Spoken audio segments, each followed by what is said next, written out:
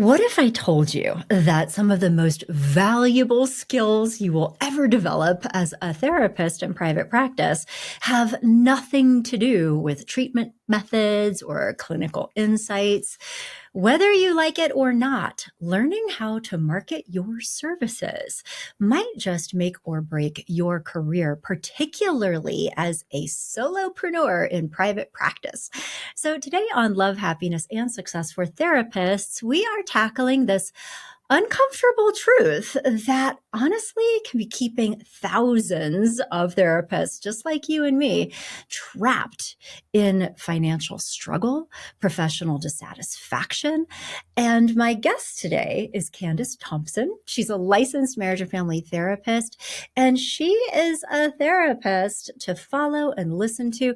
She has done it. She has built a thriving private practice in Silicon Valley over many years and has established herself as a thought leader in our industry who grew her LinkedIn platform 10x in relatively short order, among other things.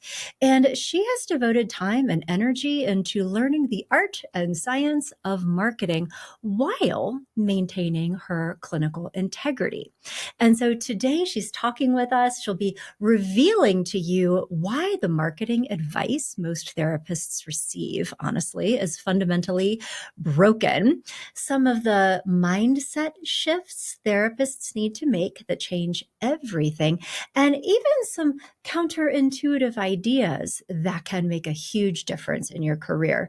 So if you've been thinking, I don't want to do any marketing, I just want to see clients, I don't want to learn any of this, the reality is you have to. And this conversation today could be a major turning point in your practice success and your career satisfaction. So stay with us all the way till the end, because you're going to be learning a lot of things. Pull out something to write on, plan to take some notes, and think of it this way. The world needs you. Your future clients desperately need your unique gifts and services.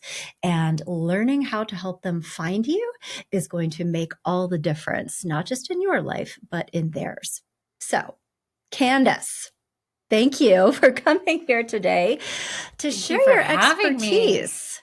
Yeah. Thank you so much. Even in that intro, I'm like, oh yeah, this is so my jam. I'm already getting fired up and so excited to have this conversation, because what you're saying is exactly right. Our education is rich in mental health and services, but there's no, mini MBA for the therapist. And it's exactly what we need to have a successful, thriving practice.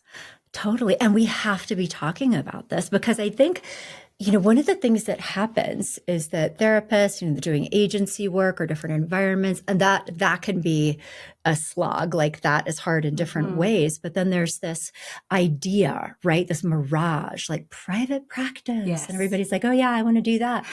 But then getting in there and being confronted pretty quickly with the fact that, particularly if you don't want to be beholden to a medical model where the way you get clients is through referrals from health insurance companies, if you don't want to be a network, you have a new problem. Right. Because you have to figure out how to connect with people, how to help them understand the value of your services. And that can be a lot of work.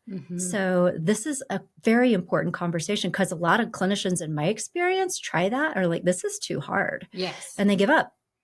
Yes, well, it's a backwards model, because what you just said is, when we're getting our hours, we usually start in community-based work. And so we're usually working for free or very little, and it's under a nonprofit or something like that, or in a hospital setting. And so to have that be your background, and then all of a sudden you're licensed, there's not, unless you start in as an associate in a private practice, it's a huge leap up. Totally. And I think there's a lot of opportunity here for us to share with each other, and, hopefully at some point for there to be education within the grad schools to help you bridge that gap, because careers are meant to help us, put a roof over our head. And of course, there's the altruism, and we want to do what we're passionate about. But I think therapists sometimes feel so apologetic of like, oh, I want to pay my bills. And there's, most careers don't feel apologetic in that same way. Right. You're so selfish. Yeah. And we shouldn't be. right? We want, especially when we are advocating for other people to have, balanced lifestyles and to have boundaries and get what they need. Of course, we should be practicing that within our own Yeah. fields. Absolutely. Well, but you know what? I think that you actually just tapped into one of the important things that we need to talk about. And so, yes, systemic change and having at least some kind of business education baked into graduate programs, because that is a goal of many clinicians. But I think what you were talking about, like this guilt for wanting to earn money as we work, like that kind of thing is so real for therapists. Yes. And let me just ask you about this. So in my experience, a lot of clinicians really do have this deep resistance to the idea of marketing, or heaven forbid the S word, sales, right? Like it's almost beneath the dignity of our profession. And I'm wondering if you could speak to that resistance. Like, have you ever experienced that? Or if so, or seen it in other people? Like, how do you reframe that in a way that feels authentic and aligned with our values as therapists? Right. How do you do that? I feel like there's a few things early on that I heard from therapists that stuck with me that helped. So one, and I don't even know where I heard this, but early on in my career, when I think I was still a grad student, a supervisor said, good therapists don't take insurance. And, and that's not a black and white thing, I know, but it really stuck in my head as this value-based, if you're good at what you do, charge and expect to get paid for that people will want to see you. And I think that was actually a very empowering message that I don't think a lot of clinicians hear. So actually I have an associate who is constantly, we're working on this, she feels apologetic for trying to sell, or even, have someone be in therapy for a while when they need it, because there's that guilt factor. And so something we've been talking about a lot is you have the medicine. The same way an oncologist does. If you believe that your interventions are actually going to bring people to health and freedom, then that's what you're selling. You're not selling, give me the money or stay with me. That's not the product. The product is, I hold this vision of a healthier, holistic you, and actually believe that these tools and skills will get you there the same way that an oncologist has all their tools, and chemotherapy and surgery and all sorts of stuff to help someone get to that place of freedom. And so really believing that message. And, something we could talk about more is I've learned so much over the last few years from the coaching industry. And, thank you. But something that I see so much in non-clinical coaches is this empowerment of like, we're selling outcomes. Yeah. And we could put this big price tag on our outcomes. And it's been so cool to just observe from afar, because a lot of these individuals are coming from corporate backgrounds. So they understand business. They know what they're worth. They know what corporations will pay them for luncheons, or, to have an executive coach on the board. And so they come in really confident. And so I've actually learned to, okay, if that person can feel that way, and if they're non-clinical and they don't have the same expertise, then how much more do I get to bring to the table, knowing that I have the expertise? So I think really believing in your education, believing in the work that you've done, that you have something beautiful to offer the world. Yeah. Okay. So you're saying that like one of the core things, because I mean, just in case anybody started listening to this to think about, okay, like, so what do I need to say on my website? Like whatever. Yes. You're saying that we need to go way deeper, which is going into connecting with confidence in your own skills and abilities to transform the lives of other people. And if you don't maybe believe that fully or have confidence in your abilities, that perhaps is even where to start. Exactly. And so let's actually just talk about that for a second, because that is a limiting factor. Clinicians with imposter syndrome, clinicians who doubt themselves, or who sometimes maybe aren't that confident in the outcomes of their work. Because I think that that's also real. Yes. Many times, particularly I think when I'm inhabiting the role of a therapist, it does feel like planting seeds that we might not see grow all the way into fruition. Right. Sometimes I think in my work as a coach, it is much more a direct, like we are tracking outcomes and I am confident in this, but that's not always true in psychotherapy. Well, I guess it depends. I mean, if you're really following protocols and very focused on symptom reduction and have a way to be measuring that and tracking that, I think that maybe that could lead to confidence. But like, there's some issues there baked into the process of what we do. And I'm thinking specifically like that insight-oriented talk therapy that isn't always outcome-based. Yeah, two things come to mind. So one, I think that therapy is such an art form. It is. And it takes time to get comfortable in your own skin as what does that look like for me? And if you look at some of the, founders of therapy, they all had really unique styles and takes. And so realizing you can use your own personality in conjunction with interventions. And so I think once you can see yourself in that value, then it's believing what that gift is. And so for me at a first session, I hold in my mind a vision of who this person could be. So if they're coming in with crippling anxiety, they don't see themselves, going back to work or having a relationship. But I can hold that for them. And no matter how long they're in therapy, maybe they don't see that to fruition with me, but I hold that when people seek out healing, that healing is a natural process and that I'm just creating an environment for them, the same way that I've heard this once, like it was the acorn turns into an oak tree. Like that's a natural process. And so, I believe in that natural healing process. And so just having some of those belief systems that I don't have to like strive for, but I know, and this does take time and confidence, building, which is okay. I mean, I certainly started my career very young and, had lots of imposter syndrome. But I think really growing into that skin and believing like, what is my art and how do I hold who this person could be for them? And I think after time, when you see, oh, this happens, when someone shows up and they're doing the work, they get to that place, like 100% of the time. If someone wants it, they will get to where they want to go. And so then I don't have to hold this like, oh, I'm going to get you there and here are the 12 steps. It's like, I believe this is going to happen. Right. And, sometimes I compare it to, if you ever had a necklace that gets a lot of knots in it, and sometimes it just feels like you're randomly pulling and there's no purpose. But those little pulls over time make the chain, all clear again. And so intuitively, I just hold that. Okay, we pull a little here and a little there.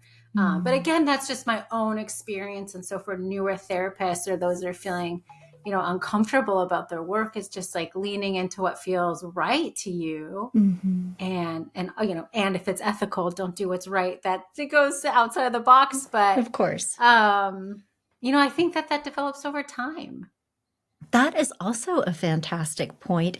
And I think something very important to be said, that at the heart of effective marketing, which is putting yourself out there, communicating your value, you have to believe, you have to enter this with not just confidence in your own abilities, but what you're talking about is a vision. Here is what I see for you. Here's what I am holding for you.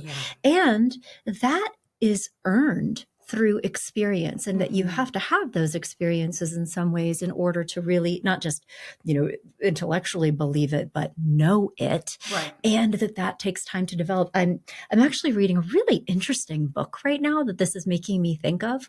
The book is called Mastery. The author is Robert Greene, and talking about how there is a process that typically takes actually about 10 years for people to learn and then go through an apprenticeship and then practice and develop these competencies and this confidence, and that you can't really rush it, and that it does take a lot of effort. And what you're talking about is the fact that you've earned that. And I love your message of reassurance, particularly to earlier stage clinicians, maybe who are just out of graduate school for a year or two and are not are not feeling fully embodied, I guess, Yes. right? And that's okay. Yes, that's To keep normal going. part of the Yeah. development.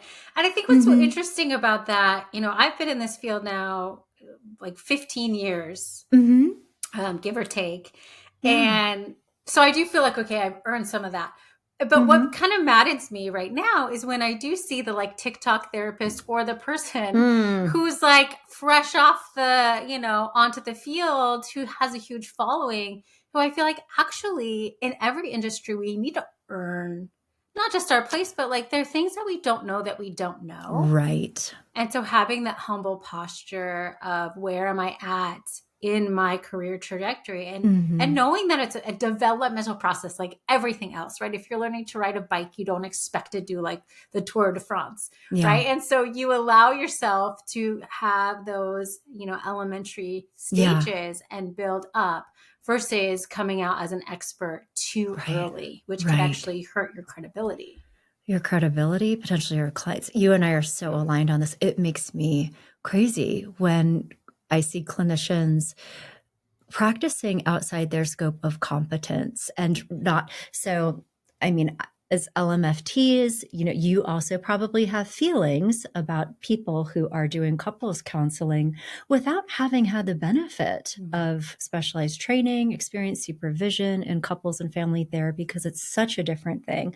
I also feel this way when I see therapists like slapping "and coach" onto their title without really understanding what coaching is or how it works. You probably see other things as well. But like that, maybe that's also part of really good marketing, is that if you are going to put yourself out there and be confident and make promises, be damn sure you can keep them. Right. I'm thinking is part of this message. Yes. And I think, so this is probably a question a lot of people have is like, so what is my specialty? And one, it's okay to be broad. I'll still say that I'm a generalist because I'm comfortable with that. There's generalized doctors, and you right? have to be to a degree. Totally, absolutely. And after a certain amount of time, there's going to be repeated themes that you see over and over again. Yeah. But when it comes to specialties, sometimes it's like, well, what do I like? What do I see most often? What do I feel good at? And that goes back to that intuitive piece. Yeah. And so, like for me, a specialty that's happened very organically is faith-based therapy, because I am a Christian, and, it's not something I always market on my website, but 80% of my clientele find me through some faith-based networking, because it's just a natural part of my life. So I can speak that language and be culturally attuned to people that are wanting to integrate their faith and spiritual disciplines. So you don't always have to, go searching far and wide for what is a specialty. Sometimes it's like, maybe you had an eating disorder, you found recovery from that, and now you love promoting that message because of the healing that you've found. Or you're a part of a, other subgroup culture, that those are the people that you most want to be sitting with, and letting your specialties also align with your interest points, because that's what you're going to be spending the most time in and researching and being educated on.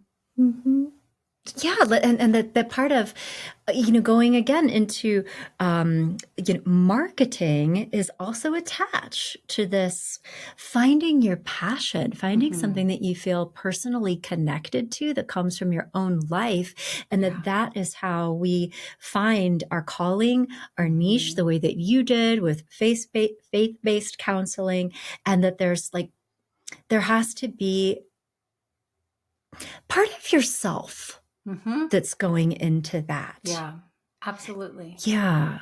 I feel the same way. Like dating is another thing that I do, and you would come on my dating podcast. But a huge part of that had also been, I was single for a long time. I learned from making a lot of mistakes. And so there's ways that when people come in feeling, oh, I'm never going to be married, or I'm so hopeless, I'm not lovable, that because of my own journey, I can quietly hold this hope for them of like, I really do get it. I'm not going to say that's not true. I really get it. And I can create that space, and I also can very easily see a vision for them. And so, I think some of that life experience helps. And then I think that gets applied over time, just like the overall compassion for people.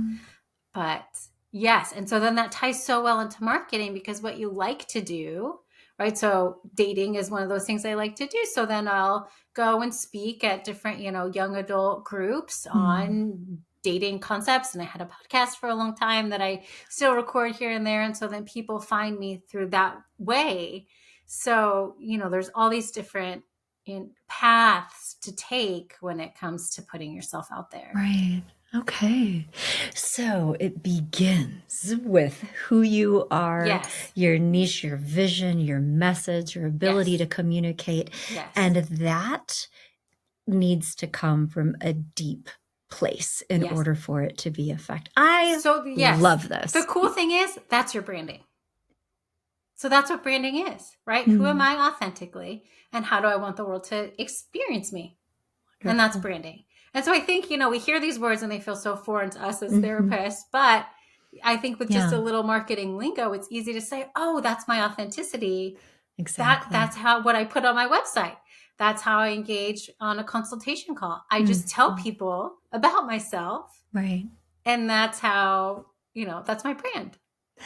And that is something we can all get behind. I mean, I think you're also framing this in a way that makes sense to us as therapists around that self-awareness, self-discovery, mission, vision, values, who we are authentically, and then being able to have the confidence to put that out into the world. Yeah. Now, another thing that I am curious about, because you have been doing this for a while, and also, just thinking about where you are. So like you're based in Silicon Valley. I mean, there's things happening around you. Like I'm guessing, sort of having your finger on the pulse of different trends, particularly in terms of emerging technologies and different business practices. Because as you know, probably, would you say the last 5 years or so, maybe 7, but like not 15, there has been this emergence of big businesses, industries, funding, mega corporations who are entering into our space. AI-based technology is representing themselves as therapy, although that would be a debate for another time. But I'm curious to know what you have seen in terms of industry trends for marketing and the things that therapists need to either know about or manage in order to stay competitive in this changing world. Yeah. So Lisa, as you know, this is such a passion point for me. And if anyone follows me both on LinkedIn, of us. I do. I love this topic because the unique gift that we have being in this career for a while is, so I started my education in psychotherapy 20 years ago. So I've seen, right, I was there when iPads were first released, and I had a colleague who was like, I'm going to do art therapy on an iPad. And we were like, what? You can't do that. I know. I started talking about doing like virtual, like at the time it was by Skype, and everybody was like, oh no, you can't. That's not therapy. That'll never work. I was like, okay. So much has changed in that way. And the one part that I think is the most potentially risky for our industry is the big mental health companies. So someone like BetterHelp, I think they're easy to use an example because they have this huge marketing platform. They're owned by a giant corporation, and we hear their messages. They're the best. I have to fast forward on I can't even listen to their commercials. They're so triggering. Oh my God. Yes, absolutely. and a lot of people feel that way. I posted that on LinkedIn once, and that post went viral. So I think a lot of people have that exact sentiment. And the reality is they only pay therapists about $40 an hour. And the expectation is that you're available 24/7 via text message and phone call, which is not ethical. It's going to burn you out. And that's not a livable wage. And so what I think is dangerous, and what I want a lot of new therapists to know, is that when you enter this field, $40 an hour sounds amazing, especially if you've been working for free or for minimum wage. However, that's not sustainable. And when you're thinking about having a family, owning a home, and just not burning yourself out with having to have 40 clients a week, you need to be able to make more than that. And so I think a lot of these companies take advantage of the lack of knowledge, and it's a really easy entry point, so to speak, to sign up for one of these companies, get clients, and you don't have to do any of the marketing. But the trap there is you're going to burn yourself out. You're not going to make that much money, and you're at the whim of these companies to dictate some of those ethics and platforms. And so I really believe that private practice is the best way to go, and to allow this trend to swell. And I really don't think that it's going to last forever, maybe a few of these companies, but over time, therapists are either going to shop for the one that makes the most money for them, and those will be the ones that last, or people are going to get burnt out and then they switch careers. Which is also a thing. Yeah.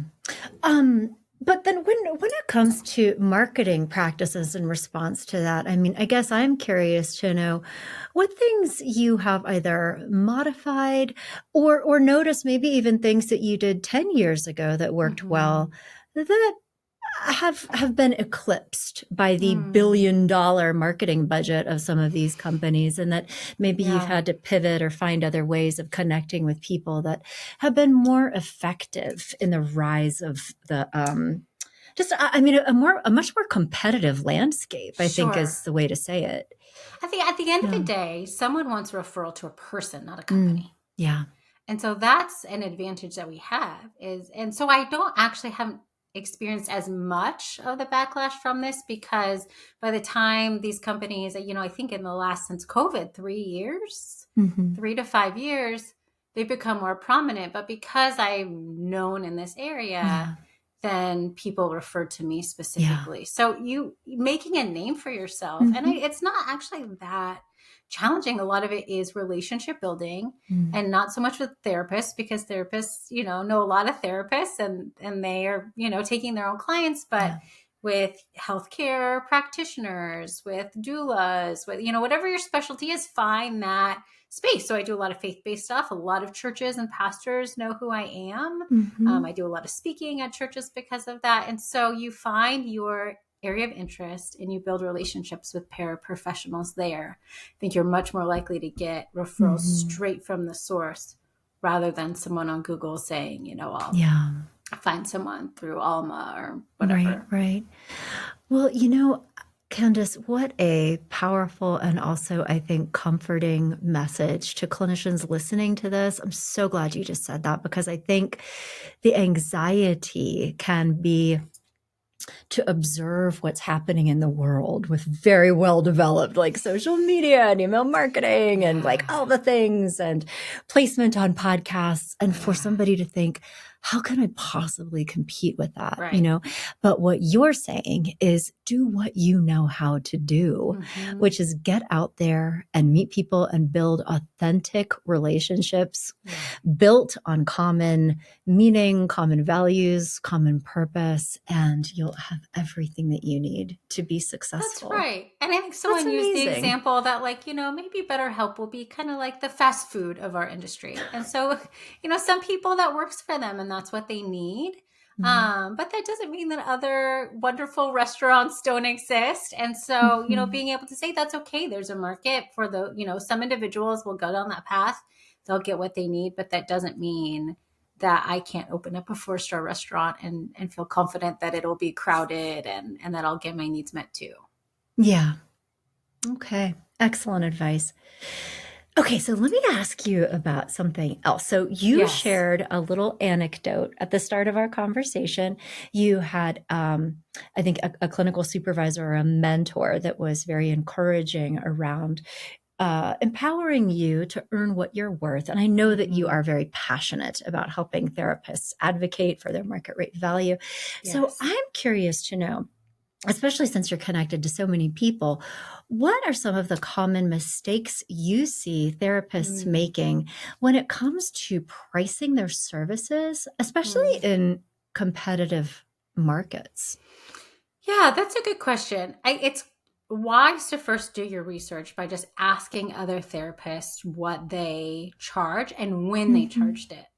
So the rate that I started off with is not the rate that I have today. And I also, there's a psychiatrist I've worked with who says every year, give yourself a raise. even if it's a couple dollars. Give yourself a raise every year. So that's always helped me. And so, I started at a very low rate, and I was so desperate at the time for clients. I remember someone paid me their copay. It was like $30 a session. But I just, I was building my practice. Totally. And I did it alongside having an agency job. So, it wasn't as much a financial need. I just was trying to get in the door. And that changes with confidence and experience. So now, I have over a decade in private practice experience, and that rate can change. So I think some mistake is sometimes people see that rate and they want to start there. And, people are wise. They want to know, when they're looking at your website, how long you've been doing this for. So I think starting in a rate that is competitive, but that isn't going to don't overvaluate what you have to offer or underestimate. Just get a good pulse on, and it's different for every area, right? So in the Silicon Valley, I imagine we have the higher prices because this is, one of the most expensive zip codes right now in the world. Right. But knowing what is, what other people are charging in your area. And I still have colleagues, friends of mine, that will text each other and say, hey, what are you hearing? What are you charging right now? Okay, that sounds about right.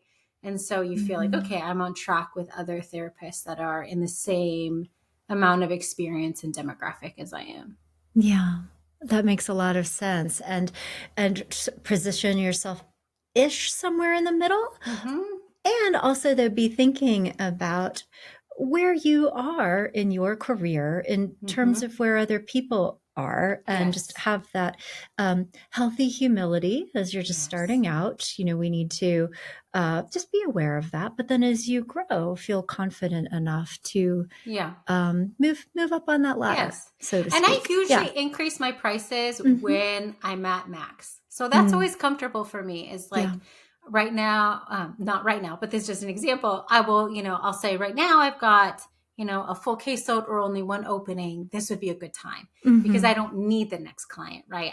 I might be maxed out anyway. So it's not as risky for me versus if I were to have, 5 openings, I might feel a little more insecure about my price. And so then it could be really confidence building of, okay, I can ask for a little more because I know the cost and demand, that there's a higher demand right now than what I can fulfill. And so those are times that it's easier to bump up the prices. Right. And then you have to play with that too. Seasons when, different times of the year, less people are reaching out, and, when do you want to offer a sliding scale?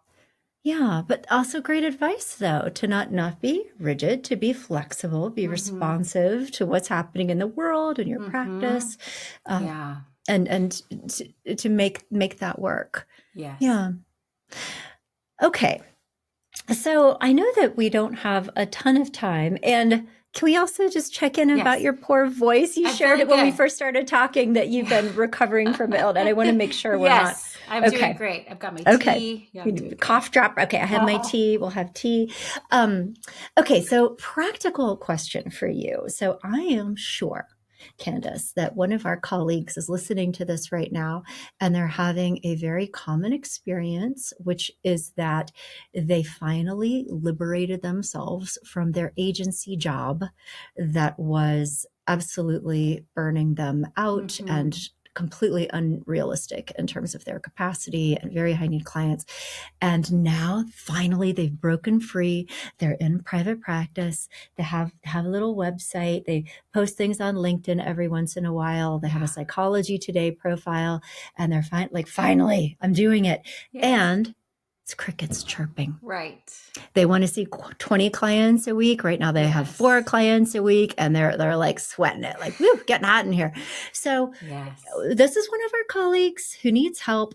What kind of advice would you have for this person who needs to be thinking about marketing for the first time and do some different things in order to connect with the clients that they want to work with? Are there specific activities or steps that you might recommend they prioritize?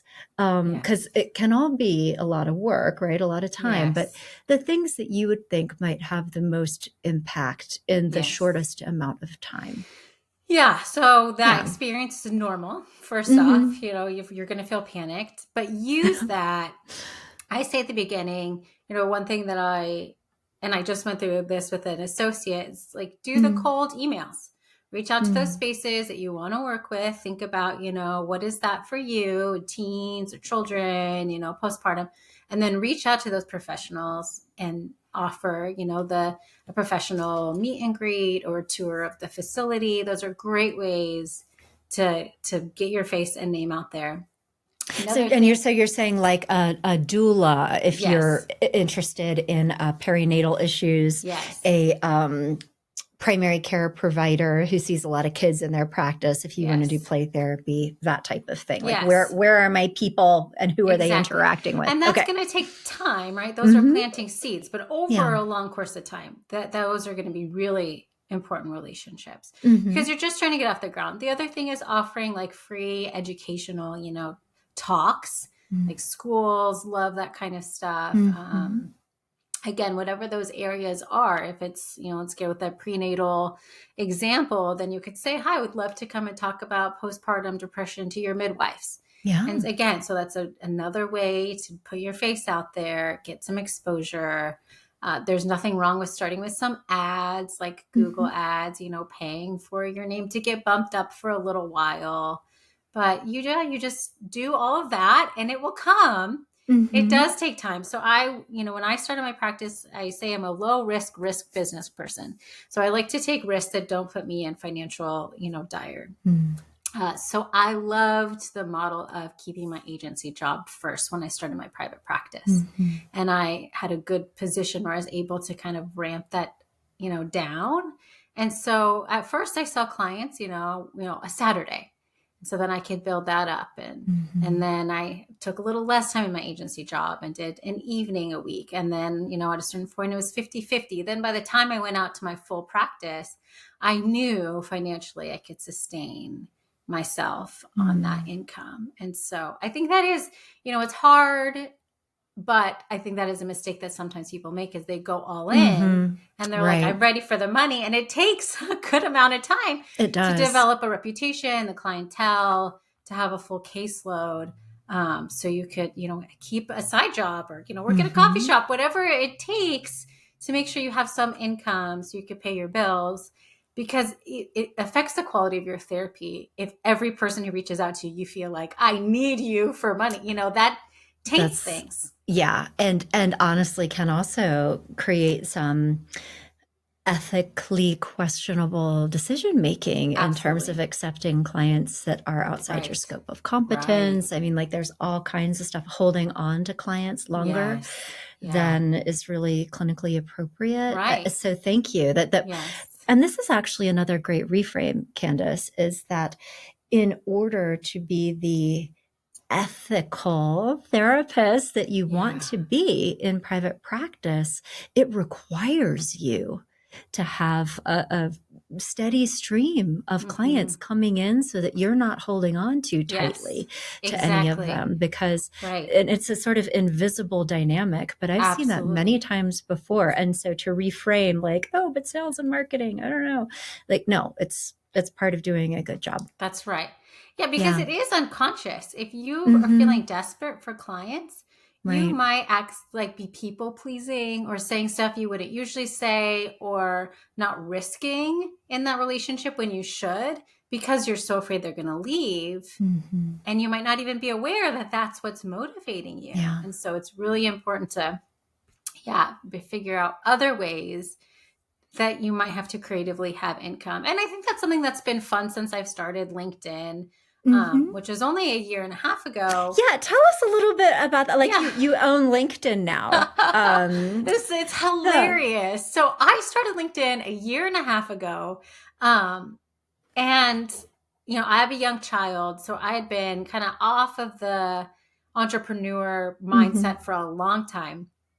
And I was just kind of hungry to be a professional again. I mean, I was doing therapy, but it felt different because I was so much more of a mom than I was a professional. And so I started LinkedIn and I saw all of these, honestly, coaches first. And I saw these incredible people doing corporate luncheons, you know, talking to CEOs, doing, and I'm like, who are they? And I would go on their LinkedIn and they didn't have degrees in mental health, or, you know, they have a communications degree, and like, wow, okay, so these people are out there doing that. I have this, you know, by now over 10 years experience in my field. And so I just started doing everything I saw them doing. I hosted my first retreat. I got my first adjunct teaching job. I think I did 18 speaking engagements last year. I mean, anything I saw Coach doing, I literally was like, I could do that too. But it was such a fun kind of game for me. Yeah. And so I never thought LinkedIn was going to go anywhere. It was just like a fun, inspiring platform for me. And then I started talking about mental health tech, and that just really got a lot of traction because clearly other people are feeling the same way. And so now it's actually been so fun because here are things I've just felt anyways, right? Here's my branding. It's just what's been in my heart. And now I can put it out there. And now companies are reaching out for mental health consultations, which, yeah, just so That's fun. amazing.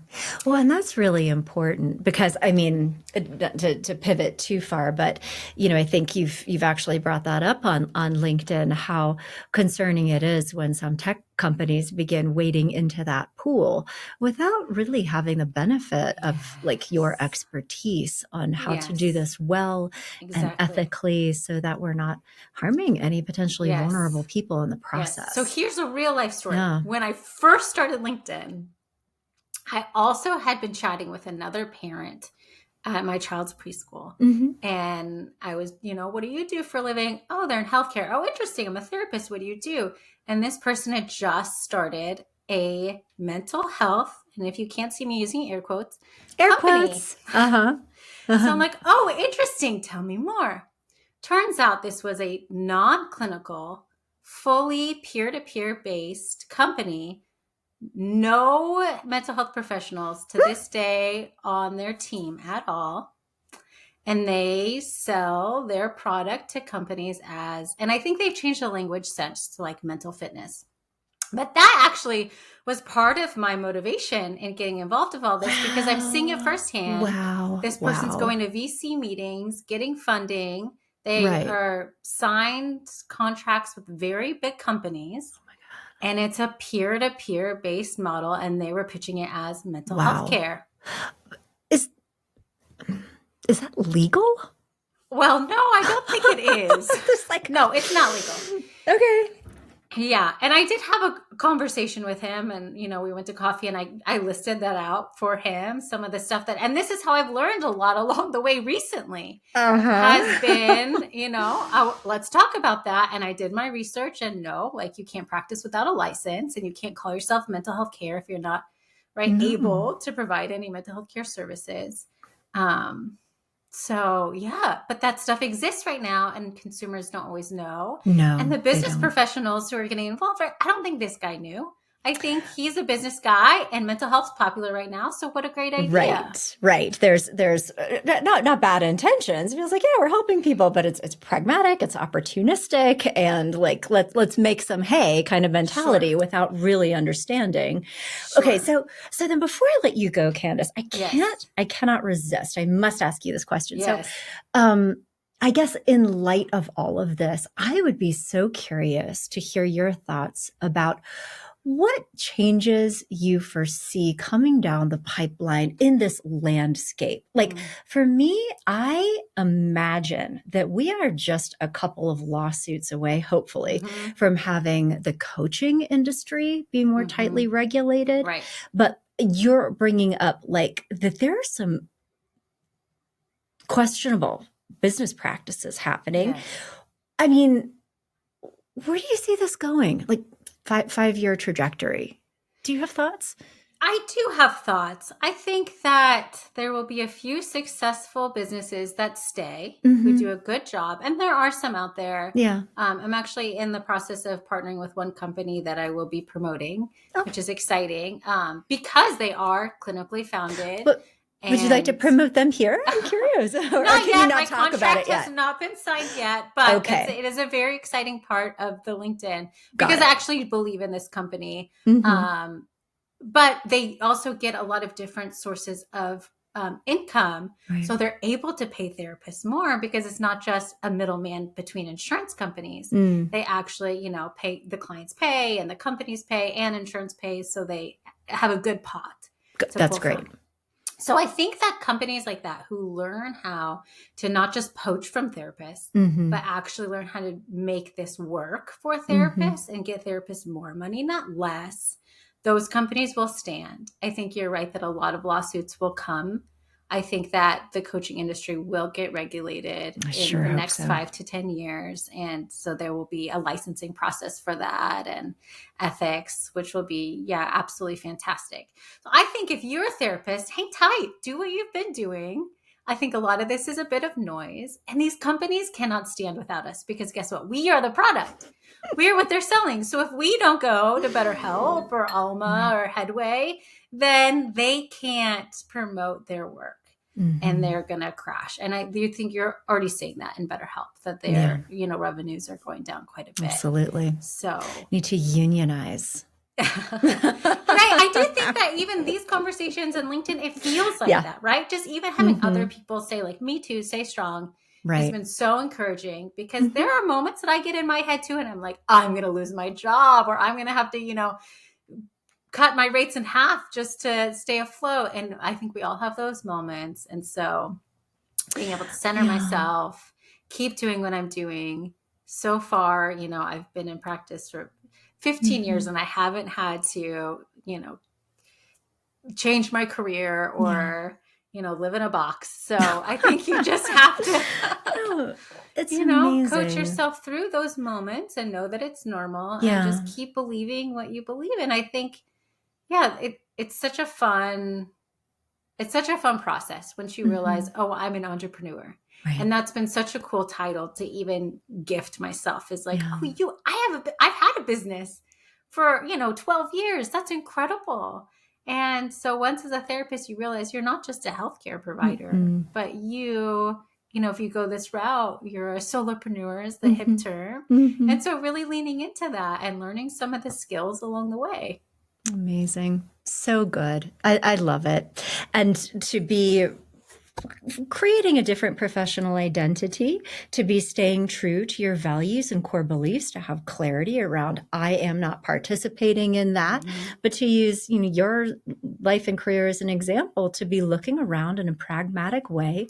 Who am I? What do I love? You know what? I'm going to go give a talk at my church or my public library on my thing and just like lean into like the space around you and have faith that confidence that it is going to work because you're going to be doing what you do so well. I think if there's any like advice that I would give, it's whatever you want that feels like on your heart. Like, oh, I want to reach out to this person or do this talk. Just do it. Because sometimes I also feel like, oh, I need a PhD first. Or, there's so many things in my head that I need first to get there. And the coaching industry is, well, there's so much against them. I've learned from them because I'm like, man, if that person did it, I can do it. I don't need to wait for my PhD. And maybe you won't get that talk. Maybe that person won't email you back, but maybe they will. And that's something that's been really fun to realize is, even with this sponsorship opportunity, they're not the only company I reached out to, but they're very interested and that feels so good. And you just never know. So exciting. And so putting yourself out there and seeing what the universe attaches to. And that over time takes that, builds where your career goes. Because after a while you get a repetition of the same type of thing and then you get known for that thing. But that just happens organically. I love it. No, and especially learning from those air quote coaches. And, do you know what my dream is, Candice? My dream for therapists to reclaim that whole space. Yeah.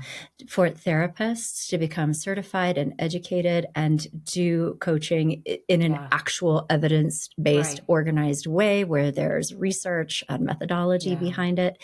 For therapists to get into this space and start setting a different bar and a different standard.